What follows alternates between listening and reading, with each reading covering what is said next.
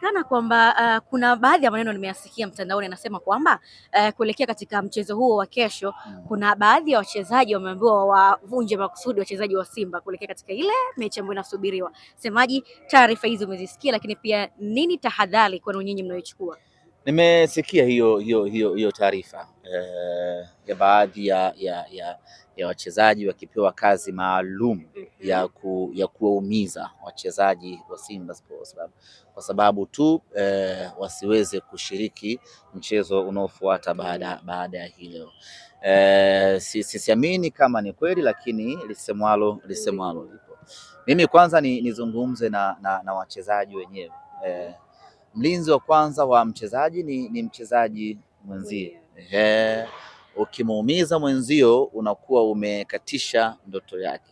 Sasa mtoe yeye, jiweke wewe. Ukiumizwa utakuwa katika hali gani? Na ukiumizwa wangapi wataathirika kwa kuumizwa kwako? Na bora Simba Sports Club mchezaji anaweza akaumia akaendelea kukaa nje, tukaendelea kumhudumia na tukamtibu katika hospitali za kisasa kubwa Morocco, Afrika Kusini, hata Ulaya tunaweza tukampeleka mchezaji akatibiwa na bado tukaendelea kumlipa mshahara wake na marupurupu kama kawaida. Jiulize wewe ambaye uko timu nyingine, ukiumizwa makusudi klabu yako inaweza ikasimama na wewe mpaka mwisho wa mkataba wako, ama watakutupa, maisha yako yanakuwa yameishi hapo. Kwa lazima mchezaji ujifikirie namna hiyo. Lakini mimi nitoe rai kama kuna mission hiyo imepangwa makusudi. Of course haya mambo yapo kwenye mpira wa miguu. Yes. Kama kuna mission hiyo, niwaombe waamuzi wa mchezo wetu wa kesho watende haki na wasimamie sheria. Busara isitumike kabisa, itumike sheria, sababu busara ni subjective.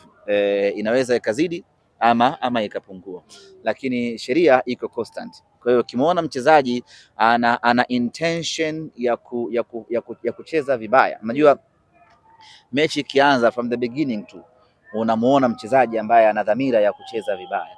Kwa hiyo wakiona namna hiyo, basi sheria ifanye kazi yake. Sisi tunachoomba wasimamie tu sheria, yale mambo ya kuonya ya mwisho. Mtu amekosea apewe adhabu yake ili kuwalinda wachezaji, lakini vile tuwe na mchezo mzuri wa kuvutia. Kesho uwanja utajaa huu. Sasa watu wote wanaokuja hapa wanataka kuona burudani. Wanataka kumuona Anicet Ohura akiwa anafanya maajabu yake. Wanataka kumuona Libase Gea akiwa anafanya maajabu yake. Wanataka kumuona Chama akiwa anafanya mautundu yake. Sasa ukimuumiza mchezaji akatolewa, maana yake unadhulumu hadhira yote ambayo iko hapa Jamhuri na wale ambao wanatazama kupitia Azam TV.